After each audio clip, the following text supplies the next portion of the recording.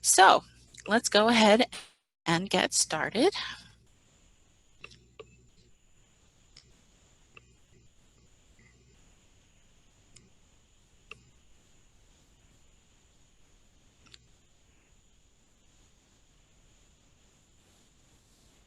I'm sorry, I'm just making sure I have everything all set. Okay, I'm assuming everybody can see my screen.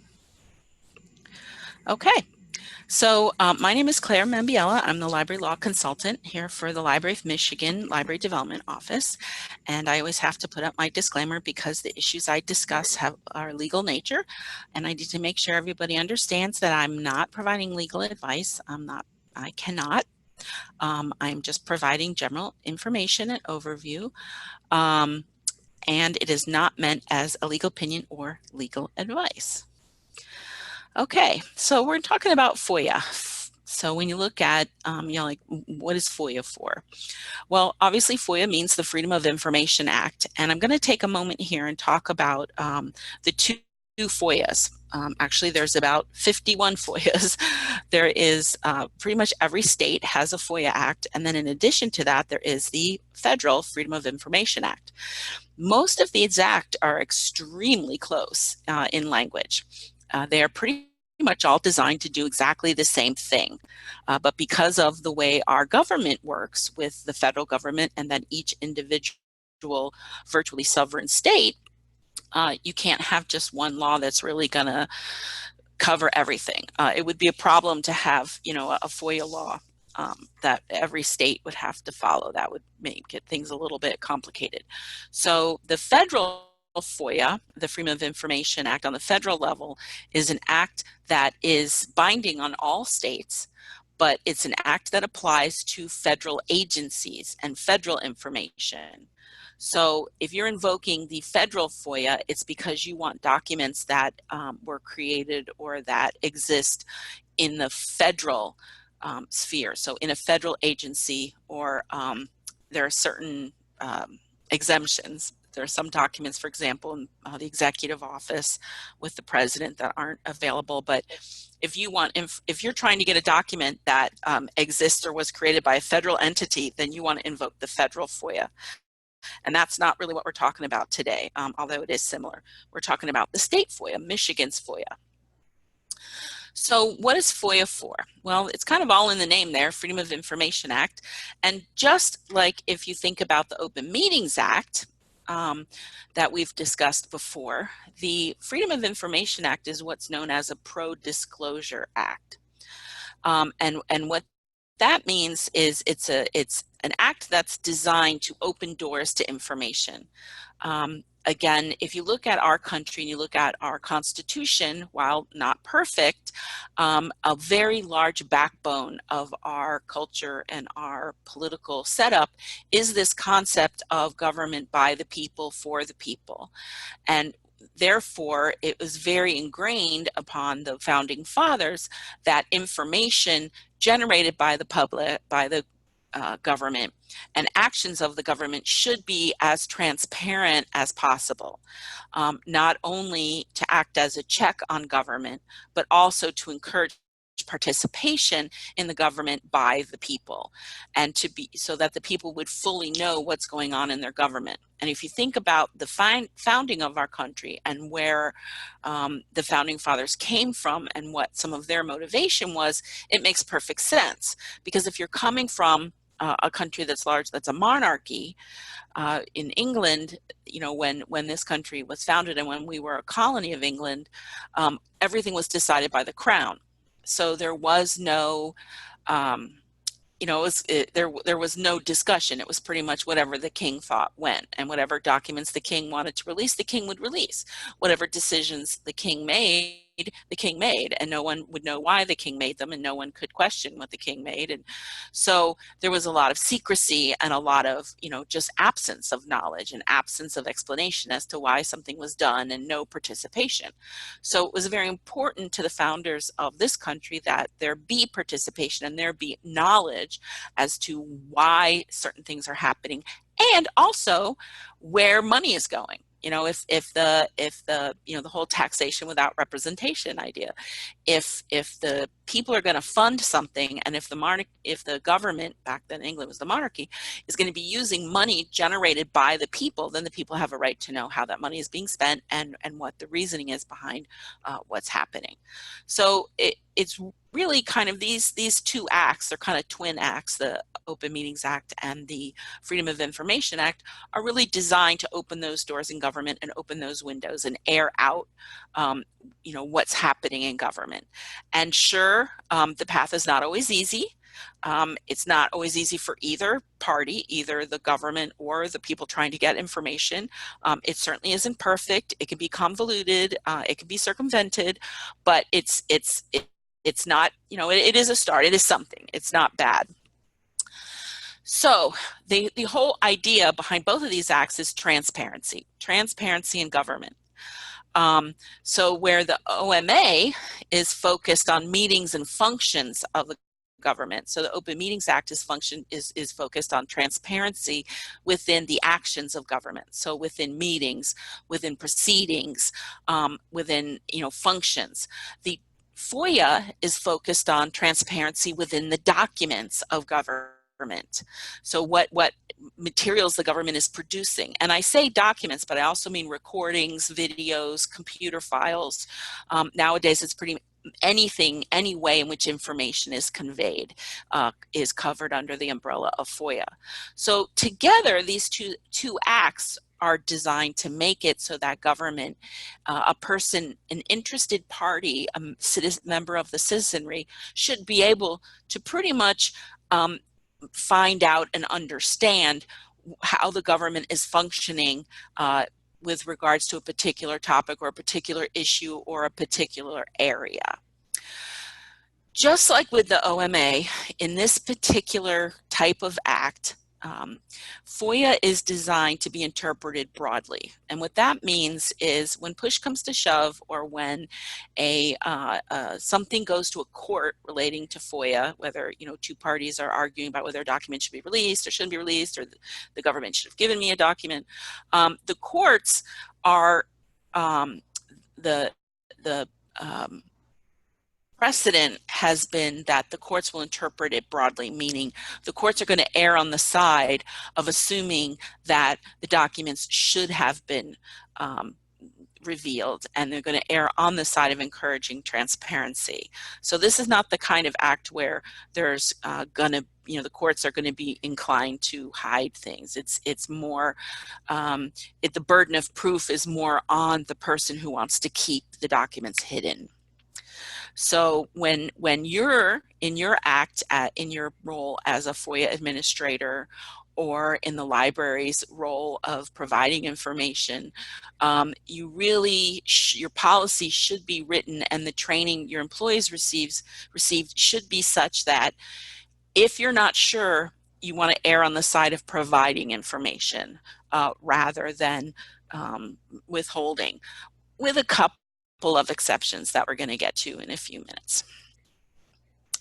So FOIA information, and yes, I apologize, I kind of went a little crazy with puns. Sometimes when I get started, I can't stop. It drives my husband crazy, but you know what? Library law has so little opportunities for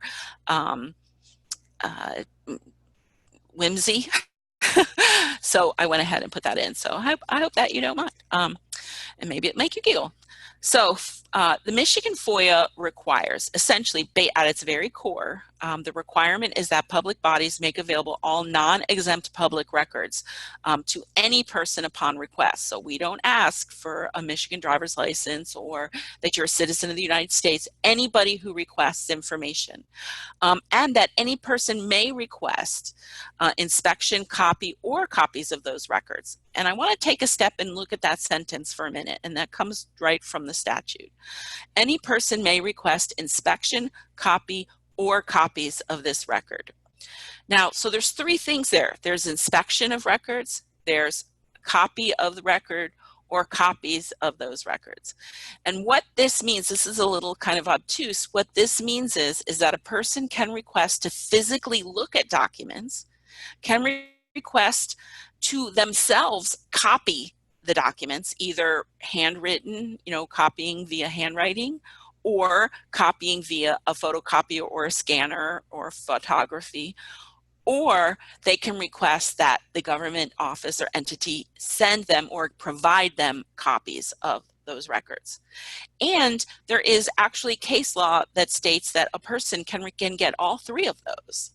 So just because the agency sends a copy of a record to a person doesn't mean that person then can't show up and request physical inspection of those documents, and the agency would still have to provide that. So that's kind of a little thing that I think is important, because it's easy to read that as saying, okay, a person's entitled to any of these. They're actually entitled to all of them if they want. But and there's always in the law, there's always some narrowing or restrictions. The law actually provides a framework of procedures and requirements that a person, that is someone requesting, must comply with. So with great power comes great responsibility. A person is able to request all kinds of things in all kinds of manner, but there is a certain there's a rule. There are requirements the person must follow. It's not like anybody can just tweet out and say, send me these things, or via Facebook, send me these things. There is a certain format and a certain protocol that has to be followed in order to obtain these documents, and that in part is to protect both parties, especially back in the day when documents were maybe more complicated and difficult to produce, and also today when there's such a plethora of information and documents. So having a set of procedures protects, sometimes they seem onerous, sometimes they seem like a pain in the butt, but they actually are there to protect both parties, the person requesting the information in terms of making sure that person gets what they request, and being able to track that that person made the request, and also for the agency to make sure that that agency is provided enough time to pull together the request, that they're given enough information to be able to fairly locate the information, and so on. So in other words, there's two frameworks. There's a framework that a person has to invoke to comply, and a framework that the people who are providing the documents have to comply with in order to officially satisfy a request. So let's look at some of this information. So when you're, whenever you're looking at a statute, so if you're looking at the Freedom of Information Act, or the Open Meetings Act, or the Library Privacy Act, or the acts that provide access to Narcan, or the District Library Establishment Act, or any of the library establishment acts, or pretty much any statute at all at the federal or the state level. And even when you look at municipal ordinances, one of the first things that you should do when you're looking into this is look at the definitions, because it's, law is all about words. It's all about words, whether those words are in a book, or whether those words are spoken, or whether those words are in a case, or whether they're in a statutory book. And those words are very important. And sometimes the words that are in the statute may not have the meaning that is commonly attributed to them. And assuming when you're dealing with the law can be very, very tricky and very fraught with, I don't want to say danger, but it can be not a good idea. So whenever you're dealing with a statute, it's always a good idea to take a look at the definitions, because they're going to tell you what the legislature, how the legislature looked at those words. And when the legislature was putting together those statutes, what the legislature intended for those words to mean. And that can invoke who the legislature intended that statute to apply to, how the legislature intended for that statute to work. So looking at definitions can give you an insight into how the statute is supposed to function. And that can help you when you have questions about whether or not you're complying. So one of the first steps should always be to look at the definitions. So in FOIA, the legislature defined public body as a state officer, employee, agency, department, division, bureau, board, commission, council, authority, or other body in the executive branch of state government, but does not include the governor or lieutenant governor, the executive office of the governor or lieutenant governor, or employees thereof. So one of the definitions of public body is a state officer. and pretty much a state agency, anybody who works for the state, but not the governor or the lieutenant governor, although that may change. So for example, that first definition, on the state officer definition, would apply to the Library of Michigan because we are an agency of the state of Michigan. So we are covered as a public body under FOIA. You can see it also covers an agency, board, commission in the legislature. Then it comes down to county, city, township, village, intercounty, intercity, or regional governing body, council, school district, special district, or municipal corporation, or a board, department, commission, council, or agency thereof. Depending on your library establishment, you may fit into this definition. So if you are a home rule city library and you are considered a department of your city, you would come under this definition. If you are a district, if you're a school library, you would come under this definition because it lists school district. A district library may also come under this definition, arguably. If you look at the next definition, any other body that is created by state or local authority or is primarily funded by or through state or local authority, except that the judiciary, including the Office of County Clerk and its employees when acting in the capacity of clerk to the circuit court, is not included in the definition of public body. So it's exempting the circuit court and the judiciary. It's not exempting the county clerk. It's only exempting the county clerk and its employees with respect to their functions with the judiciary. But most public libraries that are not either considered departments of their municipality or not school districts are considered a body created by state or local authority. So, and primarily funded through, maybe primarily funded through state or local authority. So public libraries are clearly included in one of these three definitions. So almost pretty much any library you can think of that's a public library is included in those three definitions. So that means that public libraries are clearly included under FOIA and therefore are bound to comply with FOIA. Now, under FOIA, person, which means usually in this context, it's used to mean people requesting, would be an individual, corporation, limited liability company, partnership, firm, organization, association, government entity, or other legal entity. So this means that someone who is covered by FOIA, who is a requester, okay? So that can be an individual person, but it can also mean all of these other entities. So a corporation can request, can FOIA and request documents. An LLC, which is another kind of corporation, any kind of partnership, which could be a law firm, even not in their official capacity, any other kind of firm, an organization, so that would be like a non-governmental organization like MLA, or any, say, political activist group. You could look at ACLU, Southern Poverty Law Center. There could be, there's a myriad of organizations could be requesting information. And associations, government entities. So one government entity can FOIA another government entity. It happens all the time. I have seen municipalities send FOIAs to libraries. So, and they have to follow the same rules as everybody else. So if you're a township library and your township sends you a FOIA, you have to adhere to it like you would, and they have to adhere to the same parameters as a general person. So what is a public record? Because FOIA is all about public records. What is, what kind of documents are we talking about here?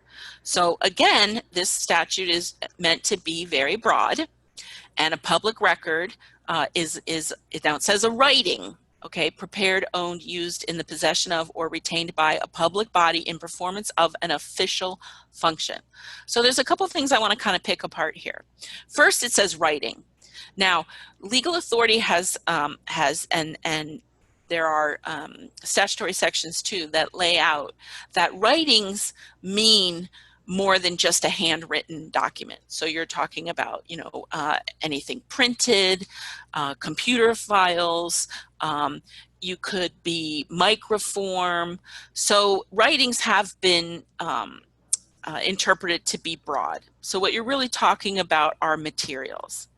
One of the things it does not cover, now it says it does not include computer software, and I want to clarify that in that what it means by software, and again, this is also in the definitions, is software is a program.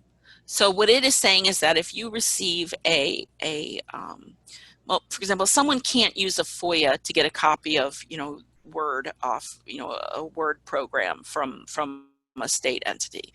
So it's not, you're not giving proprietary software. You're not, if you're going to give someone, let's say maybe database, maybe someone is FOIA-ing the contents or information contained in a database. That doesn't mean that you have to give them the actual software that runs the database.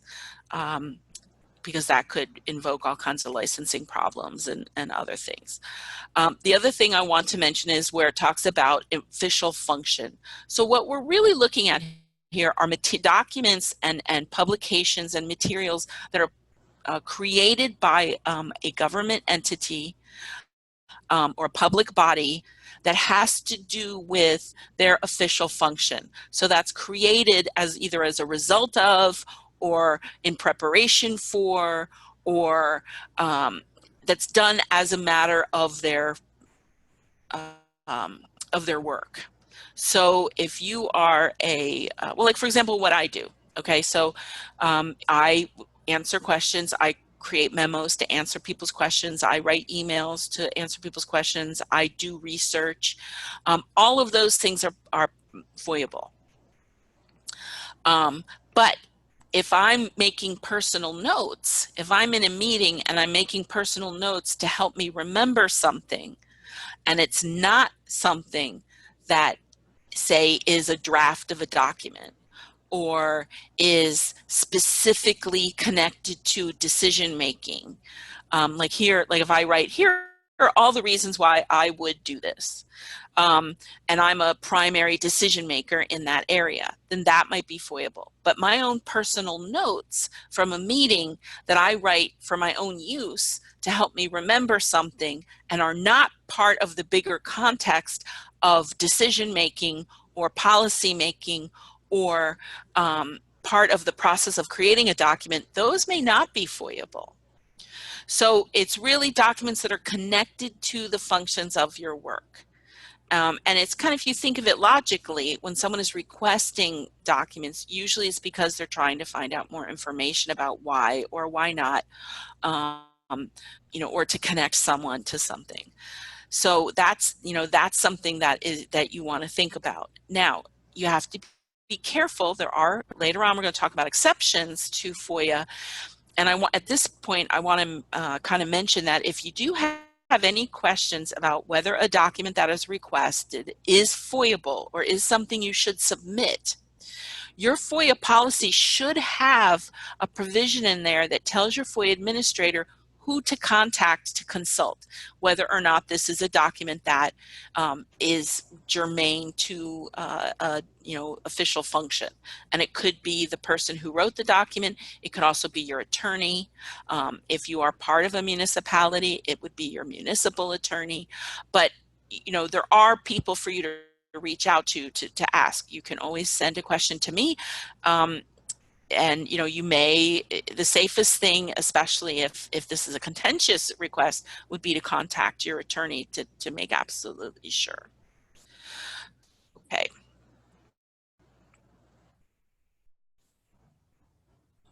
Okay, so let's talk about when you're considering FOIA, or when you are, as part of your FOIA activities.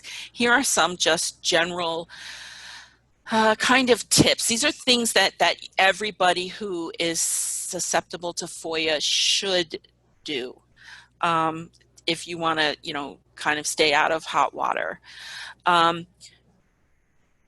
You want to post, and you don't have to do this, but it really can just save a lot of work.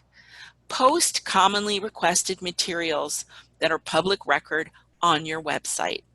I spend a lot of time looking at libraries' websites, and a lot of libraries have their board minutes posted, but there are also a lot that do not. And really, this is kind of a basic thing. You should really post your board minutes on the webpage. You're not, I know some boards are less than excited by this, but you're not really revealing anything. Your board minutes are public anyway. And the statute even says, the Open Meetings Act even states that the board minutes have to be made available. And that is the unapproved minutes and then followed by the approved minutes. So I realize it can be a pain to submit the approved minutes on the webpage and then have to put the, submit the unapproved and then the approved.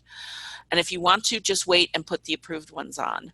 But, part of transparency is that the more open and transparent you are, and the more open and transparent your patrons perceive you to be, and your community perceives you to be, the overall better reputation and better relationship you're going to have with your patrons and your community.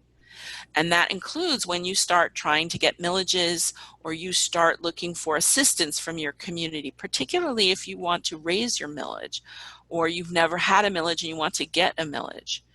You want to, you kind of want to gather all the goodwill that you can from your community. And one way to do that is to show them that the library is very transparent in government, and that they have nothing to hide, and that, of course, they use the resources that the community gives them in a very open and very appropriate way. So one way to do that is to post your board minutes on the webpage. You want to make sure you have a FOIA policy posted to your website. And this is important for several reasons. One reason is, as I always say, that if you have a good policy, particularly a written posted policy, then when there's an issue, or when someone is trying to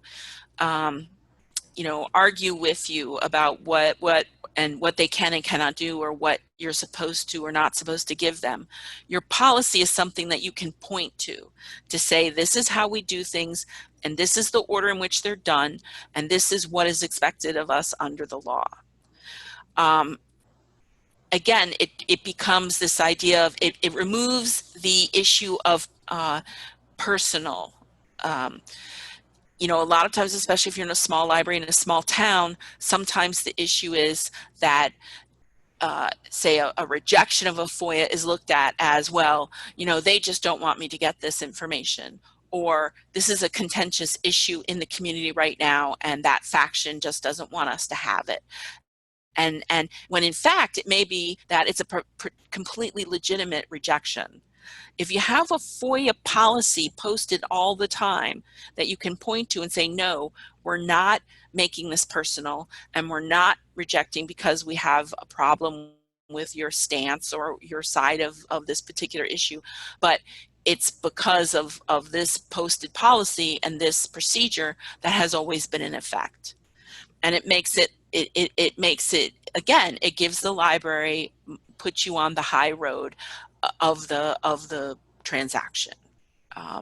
And that's always the best place to be. The second option is that it's the law.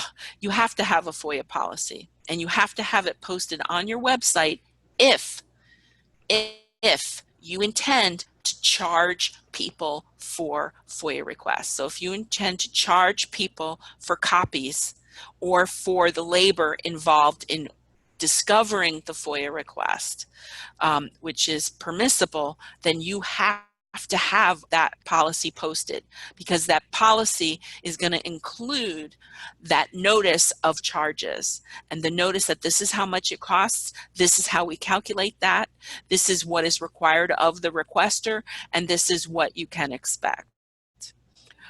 If you don't post that, then you cannot charge people. And depending on situations, there are plenty of libraries where, it seems like, oh, we don't get many FOIA, it's not really a big deal. And then all of a sudden there's a contentious issue in town, and they get, slammed with a request. So again, you want to have a FOIA policy and you want to have it posted on your website.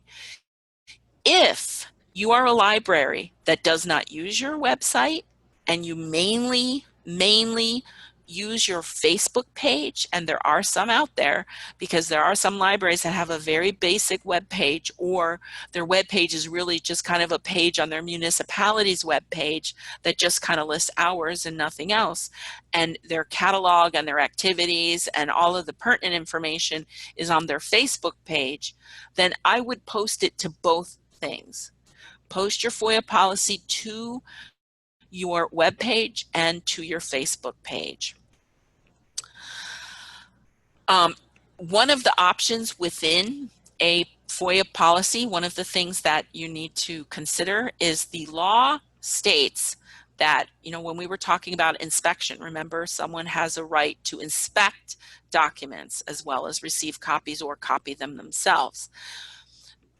That inspection right is also kind of tempered by the entity or the office, the public body, has to provide reasonable access.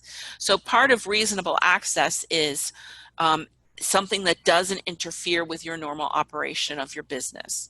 So for example, if you have a small library and documents, most of the documents are kept, say, in a file cabinet kept behind the circulation desk. And to give someone access to that file cabinet would mean they'd have to be behind the desk. That would be a small physical space, and it would interfere with staff's ability to get work done, and it might expose the member of the public to information that they are not entitled to, like, you know, patron information. Then it could be that reasonable access is the library hauling the files out of the file cabinet and putting them in a meeting room and saying, giving the person a certain amount of time in the meeting room to review the documents. So as far as libraries go, those reasonable conditions or reasonable access could differ slightly from library to library. So one of the things, as with all policies, you would want to confer with your attorney when you're creating your policy in order to clarify what would constitute reasonable access for your particular library. You know, there could be things like after hours. Are you required to provide after hours access? Well, you know, probably not unless there's some kind of extenuating circumstance. Make sure you appoint a FOIA coordinator. And this is something, again, that is something that the law indicates should be done. And I think sometimes this may get not ignored, but maybe overlooked, because with some very small libraries, maybe they only have one full-time employee. So it's kind of, they do everything. But the statute kind of indicates that the FOIA coordinator is supposed to be like the chief executive officer. And so it's really up to the board and the director to decide who the FOIA coordinator is. Most of the time, it's probably going to be the director who is best situated to be the FOIA coordinator. But again, depending on the library, there may be instances where a member of the board may be appropriate. But it's important that if it is a member of the board also needs to be trained and understand all of the different documents involved in the library that the library produces, not just the documents that the board produces.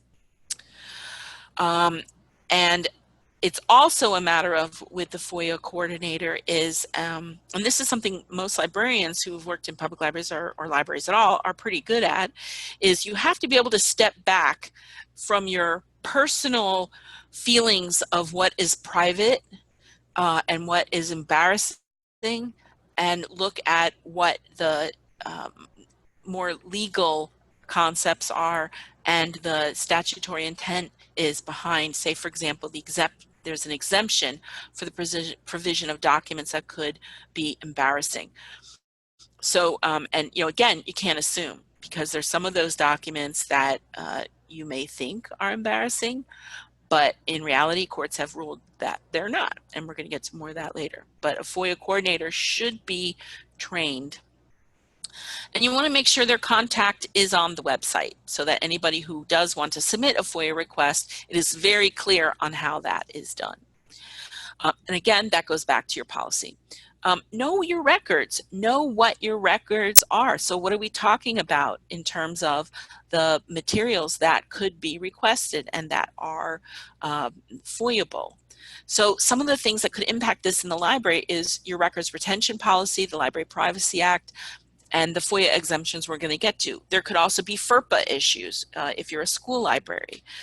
Now, the records retention policy is a document that's produced by the state.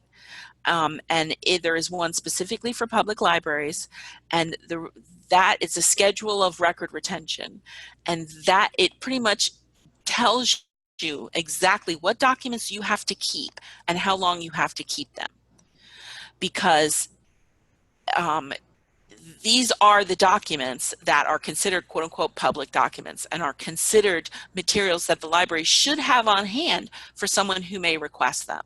And those would include things like the board bylaws, meeting minutes, personnel files, financial information, insurance information, all of the information that the library uses for its operations, as well as all of the information that the library produces to, help its patrons. Now, the library has some special considerations because of the Library Privacy Act, and that more speaks to documents that you cannot produce.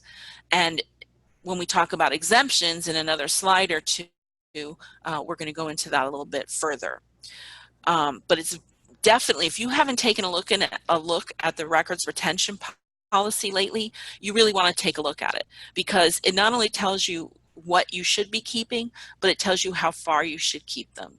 Because again, if you're keeping documents longer than you should, you're taking up extra space in your facility that you might need for other things. You're also, if the documents are there and someone requests them, whether they're documents that you had to keep or not, you have to produce them if you have them. So if you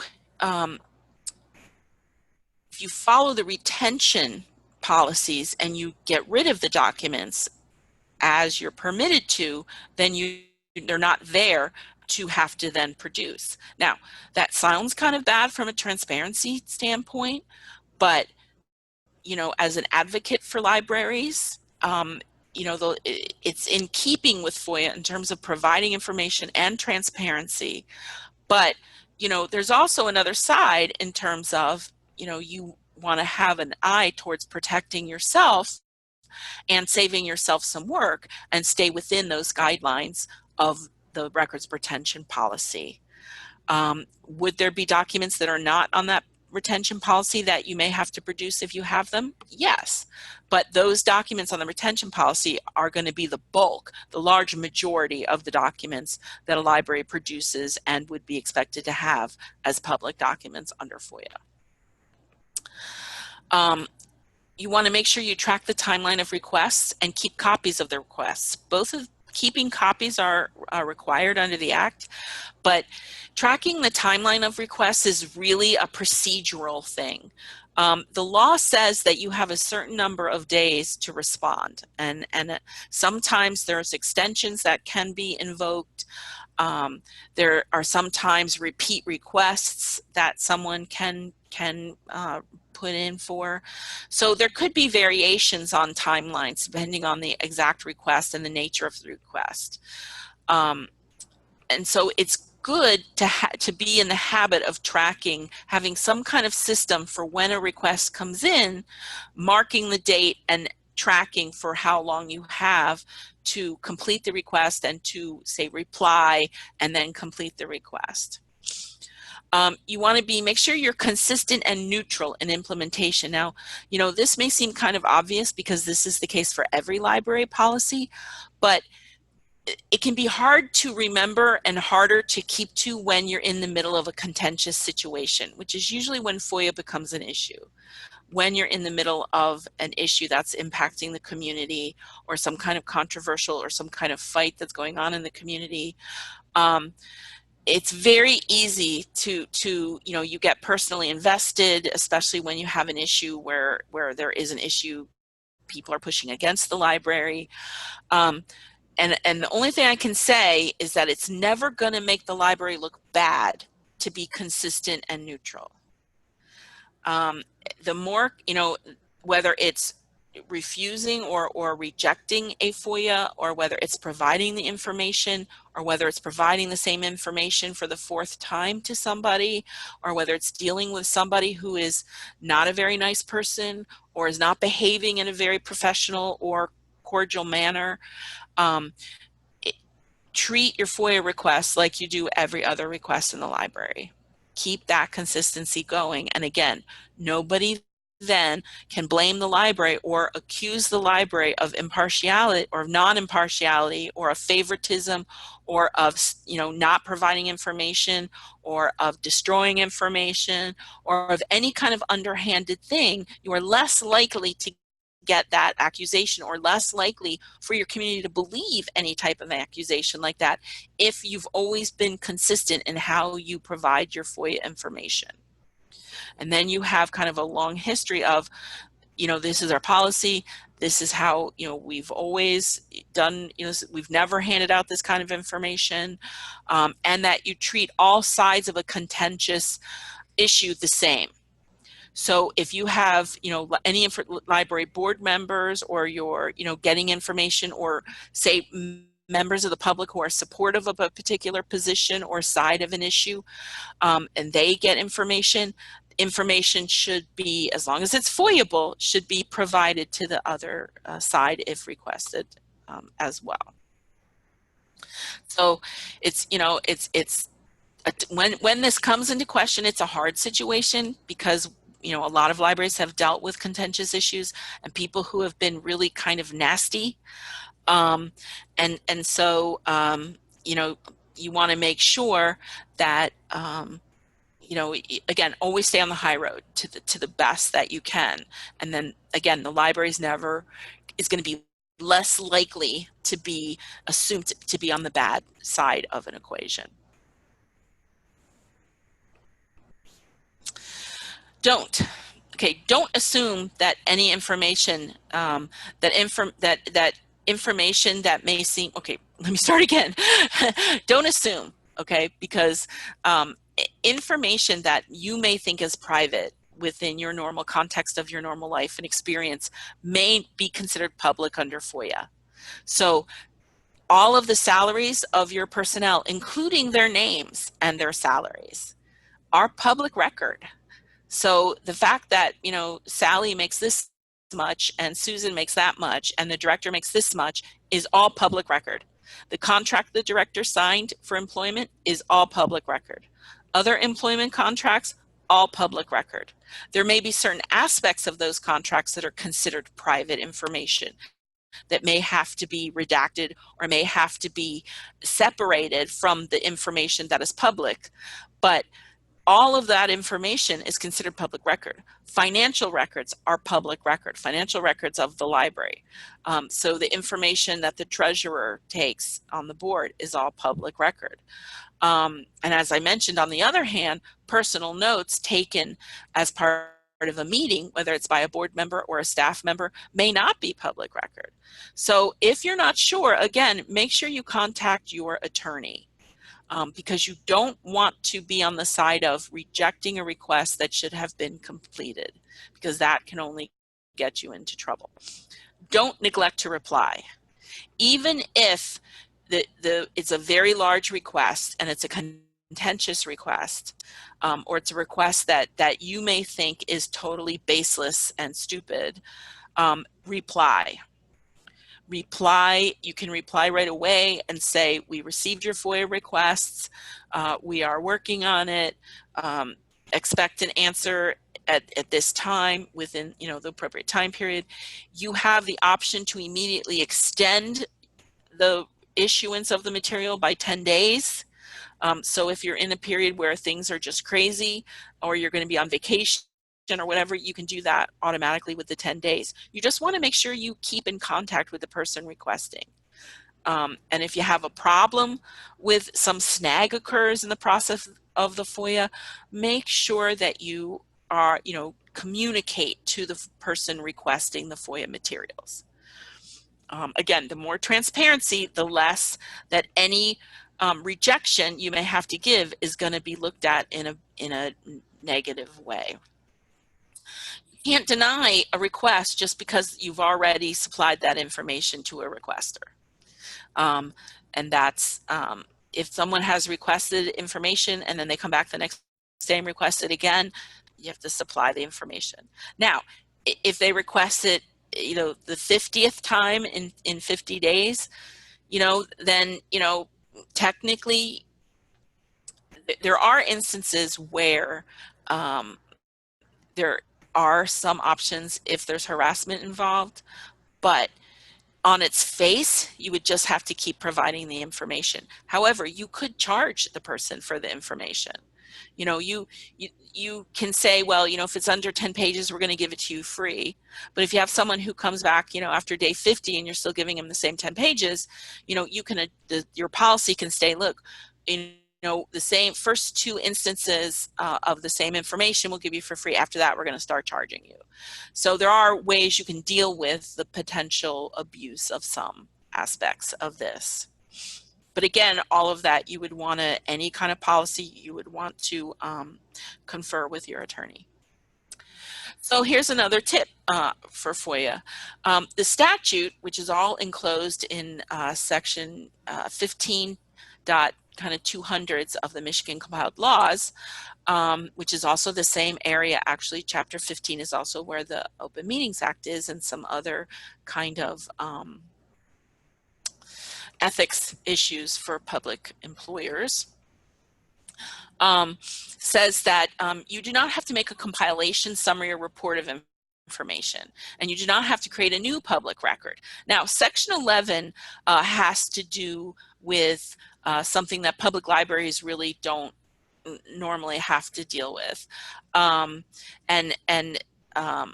Section 14 has to deal with separation of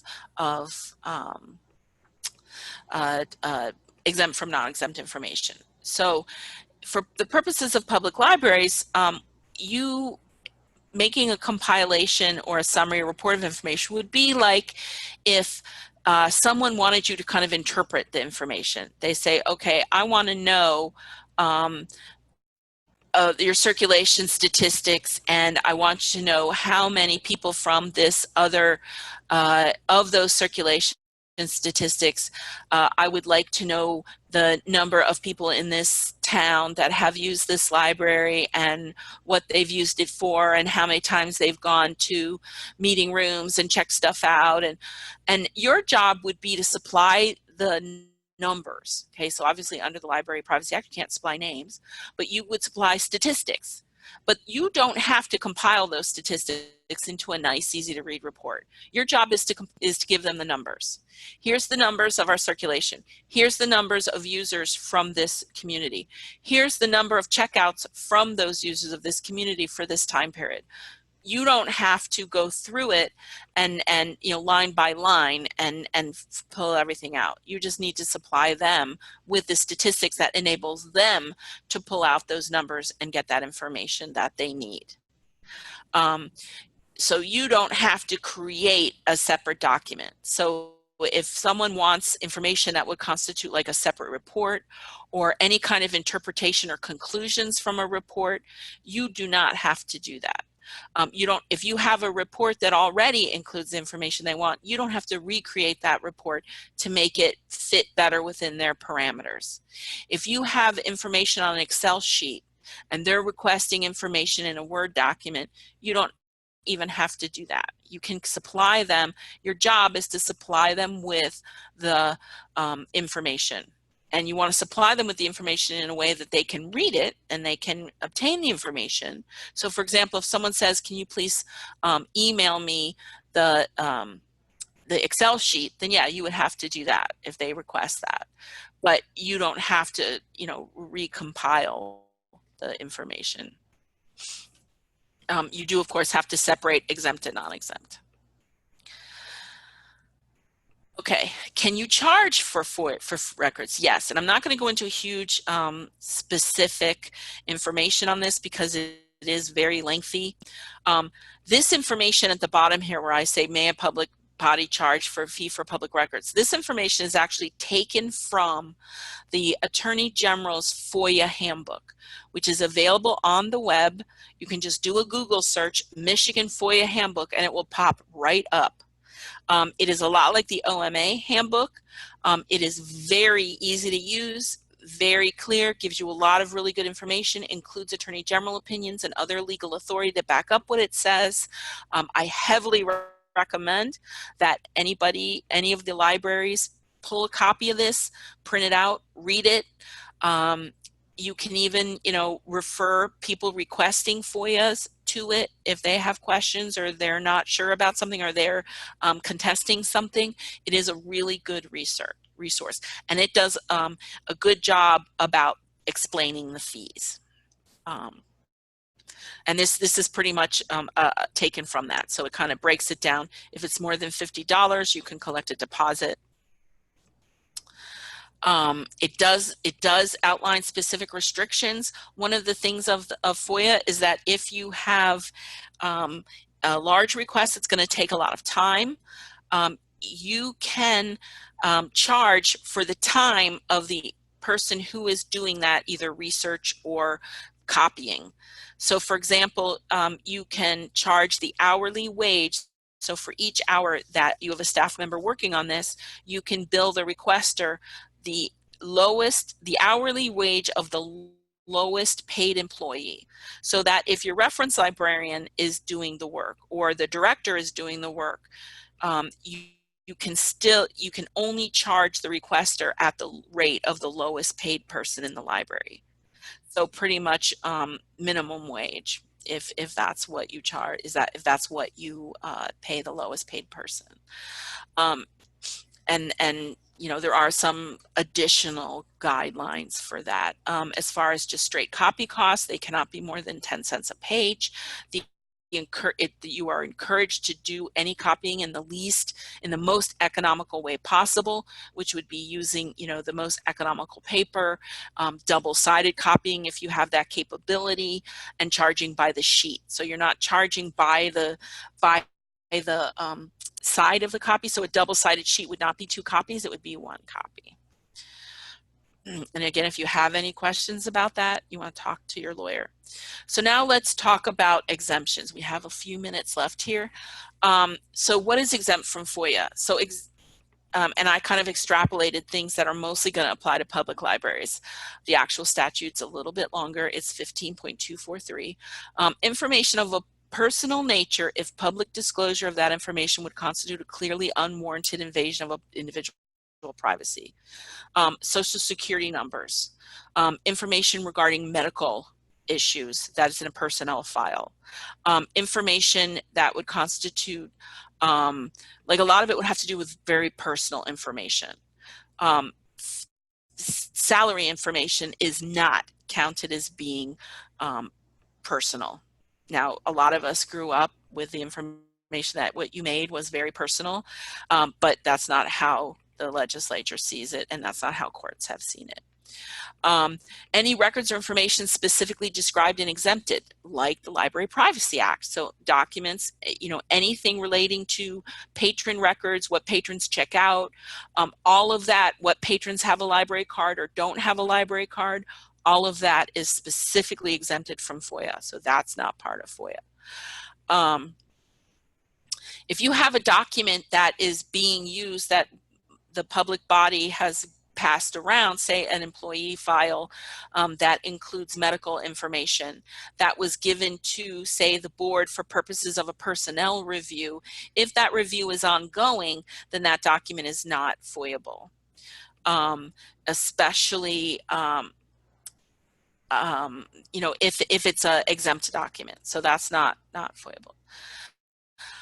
Medical counseling or psychological or evaluation. So anything, if your entity requires drug testing or requires, if an employee has been required to have psychological counseling, either as part of the employment process or part of a disciplinary action or an employee intervention action, that information is not FOIAble, especially if it identifies the employee. Well, you can, the basic information is available, but not the identity. You can't connect an identity to this particular evaluation. And then communications and notes within a public body. So for example, like I said, any kind of interpersonal emails or notes that are passed between employees or between board members that have nothing to do with the actual decision making. So it doesn't involve the actual discussion of why the decision's being made, or what went into the decision making, or what the considerations were. If they're just straight up notes between people that have nothing to do with the public business of the library, those are not FOIAble. And anything that could be considered a FERPA violation, which is the school, any information, if you're a school library, information concerning pupils and their performance in school are not included. Now, these two things are new, and I have just enough time. One is when a person submits a request, the request has to include complete name, address, and contact information of the person requesting. If the request is coming in from a corporation or an association, then they have to give a name of an agent or a contact person. They have to give a full name and a valid telephone number, email address. This came from a situation at the state where a activist organization submitted a huge cumbersome FOIA request and only gave someone's first name, and it was apparently a huge issue. So they now you have the person requesting information has to specifically be identified with all kinds of backup identifying information. And if a organization is involved, not only is the organization have to be named, but the person who is the contact point for that request also has to be named. And also, if you request a deposit for a request and that someone does not submit that deposit within 45 days, then from the time that you've notified the requester that the deposit's required, then the request is null. The request, you don't have to answer it. So in other words, someone requesting information has 45 days from the time that the public body tells them this is a big request, you're going to have to submit a deposit. If they don't give that deposit within the 45 days they're told they need to, then it's null. Then the request is null. And that also emanated from this issue that occurred. The other things that are happening right now in the legislature all have to do with a new act that is proposed that would make the governor's office subject to FOIA. And so that's actually a very big movement now. The current governor is very invested in transparency, and it is very possible, it's already halfway through the process, so it seems like maybe it will pass, and that would make all the documents that's part of the governor's office FOIAble, with the exception of a couple things. For example, the governor can remove board members from district libraries and other libraries. If that happens, the documents surrounding that particular situation might not be FOIAble, especially while the situation is ongoing, while that determination is being made. Okay, I think I'm on the very end of my time here. I wanted to say thank you very much for attending. I will be submitting I'll be sending out the slides as well as a survey.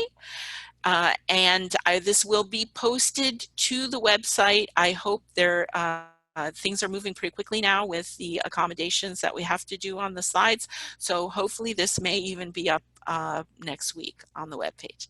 So again, thank you very much for attending, and I hope y'all have a very great day. Unless do you have any questions? Nope. Okay, well, I'm going to go ahead and sign off because I'm afraid we might get kicked off because the time is ticking, and I hope to see you next month on the Library Law Spotlight. Thanks again.